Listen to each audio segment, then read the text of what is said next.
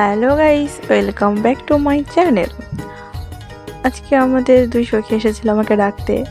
তারা বলে বেল মাখা খাবে, এই জন্য তাদের বাড়ি নিয়ে যাচ্ছিল। এদিকে আবার কয়েকজন বাঁশ রেডি করছিল দেওয়ার জন্য। আমরা তাদের বাড়ি চলে গেছি, আমাদের জন্য একটা বেল রেখে দিয়েছে আমার জন্য। আমি বেড়াতে গেছিলাম, এই জন্য আমার জন্য যত্নে রেখে দিয়েছে। আর বেলটা আমরা নিয়ে আমি দেখতে দেখতে হাত থেকে হঠাৎ করে পড়ে তো ফেটে গেছে। এখন তো হায় হায়, ও এসে সব জিনিসপত্র নিয়ে দাঁড়িয়ে আছে, ভাবছে কি হলো। এখন বেলটাকে আমরা ভাঙছি।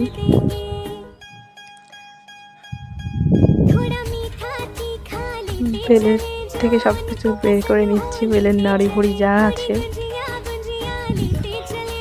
এখন বেলের ভিতর থেকে বেলের হাড্ডি গুড্ডিকে বাছে বেছে ফেলে দিচ্ছি, যাতে খেতে সহজ হয়, ওদের গালে না আটকে। ছোট ছোট চিৎপোলা খাবে তো, এই জন্য।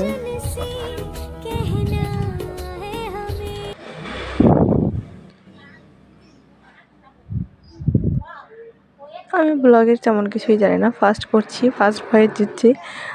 জানি ভালো হচ্ছে না, তারপরে চেষ্টা করছি, আস্তে আস্তে হয়ে যাবে। আপনারা অন্য চোখে দেখবেন। এরপর আমরা লবণ দিয়ে দিচ্ছি। লবণ দিচ্ছে তো দিচ্ছে, চামচ থেকে পড়ছেই না, মনে হচ্ছে ব্যথা পাবে লবণে। এরপরে চিনি দেবে। বেলটা মিষ্টি ছিল, তারপরে একটু চিনি দিচ্ছে, এটা হলো মনের ভালোর জন্য। টক যাও কেউ খায় না, আমরা কেউই টক পছন্দ করি না, এই জন্যই বেশি বেশি চিনি দেওয়া। যাই হোক, এখন বেলটাকে আমরা ভালোভাবে মাখিয়ে নিচ্ছি। এখন আমরা শুকনো মরিচ ভেজে তারপরে তাই দিচ্ছি। ওটা অনেক আগে ভেজে রাখছিল, এই জন্য মরিচটা নরম হয়ে গেছিলো, কষ্ট হচ্ছিলো, তারপরে আস্তে আস্তে দিচ্ছি।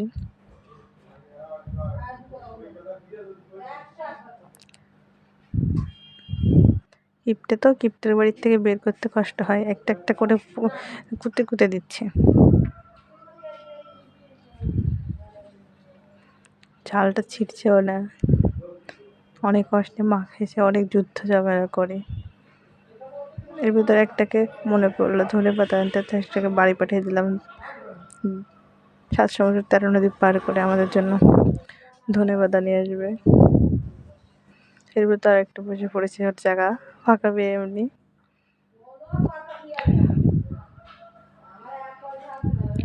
চিনিতে কম হয়ে গেছে, এই জন্য আরও চিনি দিচ্ছে।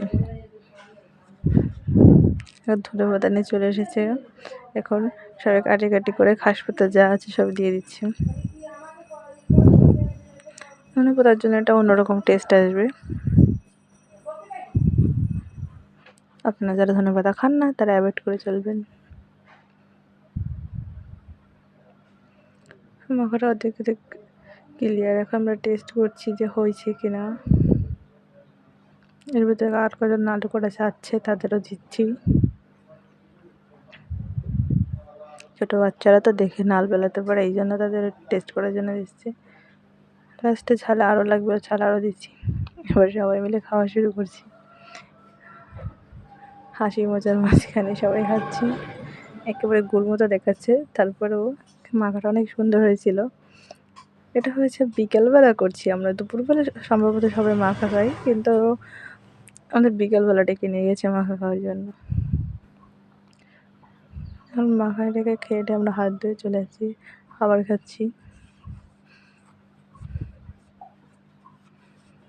আমরা